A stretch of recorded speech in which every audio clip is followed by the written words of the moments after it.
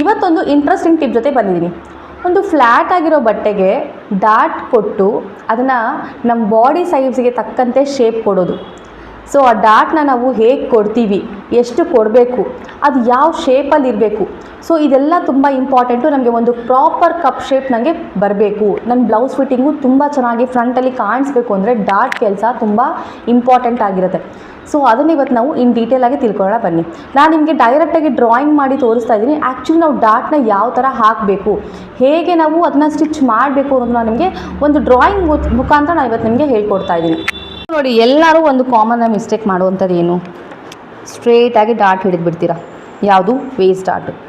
So waste dot ಸ್ಟ್ರೇಟಾಗಿ ಯಾಕೆ ಹಿಡಿಬೇಕು? ನಮ್ಮದು ಕಪ್ ಶೇಪ್ ಈ ಥರ ಇದೆ, ಚೆಸ್ಟ್ ಸೈಜ್ ನಮ್ಮದು ರೌಂಡಲ್ಲಿದೆ. ನೀವು ಎಷ್ಟೇ ಸ್ಮಾಲರ್ ಸೈಜ್ ತೊಗೊಳ್ಳಿ, ಬಿಗ್ ಸೈಜ್ ತೊಗೊಳ್ಳಿ, ಇದೇ ಥರನೇ ಇರೋದು, ಸ್ಟ್ರೇಟ್ ಇಲ್ಲ. ಸೊ ನಾನು ಇಲ್ಲಿ ಹಾಕಿದ್ದೀನಿ, ನೀವು ನೋಡ್ಬೋದು ಯಾವ ಥರ ಮಾಡಿದ್ದೀವಿ ಅಂತಂದರೆ. ಈಗ ಇದು waste dot. So okay, so waste ಡಾಟಲ್ಲಿ ನಾನು ಏನು ಮಾಡಿದ್ದೀನಿ, ಇಲ್ಲೊಂದು ಲೈಟಾಗಿ ನಾರ್ಮಲಿ ಒಂದು ಕಪ್ ಶೇಪ್ ತೊಗೊಂಡಿದ್ದೀನಿ. ಕಪ್ ಶೇಪ್ ನಾನು ತೊಗೊಂಡಿದ್ದೀನಿ, ನೀವು ನೋಡ್ಬೋದು ಹೇಗೆ ಮಾಡಿದ್ದೀನಿ ಅಂತ. ಆ್ಯಂಡ್ ಇನ್ನೊಂದೇನು ಗೊತ್ತಾ, ನೀವು ಯಾವುದೇ ರೀತಿ ಡಾಟ್ ಹಾಕಬೇಕಂದ್ರೆ ಅಪೆಕ್ಸ್ ಪಾಯಿಂಟ್ ನಿಮಗೆ ಗೊತ್ತಿರಬೇಕು. ಸ್ಟಿಚ್ ಮಾಡಿದಾಗ ಇಲ್ಲಿಗೆ ನೀವೇನಾದರೂ ಹಿಡಿದ್ರೆ, ಇಲ್ಲಿಗೆ ನೀವೇನಾದರೂ ಸ್ಟಾಪ್ ಮಾಡಿದ್ರೆ ಅದು ನಿಮಗೆ ಪಾಯಿಂಟ್ ಬಂದಿರೋ ಥರ ಆಗುತ್ತೆ. ಸೊ ಹೀಗಾಗಿ ಏನು ಮಾಡಬೇಕು, ಒಂದು 1/2 ಇಂಚ್ ಅಥವಾ 0.25 ಇಂಚ್ ಮುಂದೆ ಹೋಗಿ ಸ್ಟಾಪ್ ಮಾಡಬೇಕು. ಸೊ ಸುಮ್ಮನೆ ಹೋಗಿ ಸ್ಟ್ರೇಟ್ ಆಗಲ್ಲ. ನೀವು ಈ ಥರ ನೀವು ಮಾಡಿದಾಗ ಮಾತ್ರ, ಲೈಕ್ ನೀವು ಶೇಪ್ನ ನೀವು ಈ ಥರ ಕೊಟ್ಟಾಗ್ಲೇ ಹಿಂಗೆ ಮುಂದೆ ಹೋಗಿ ಸ್ಟಾಪ್ ಮಾಡೋಕ್ಕಾಗತ್ತೆ. ಕರೆಕ್ಟ್?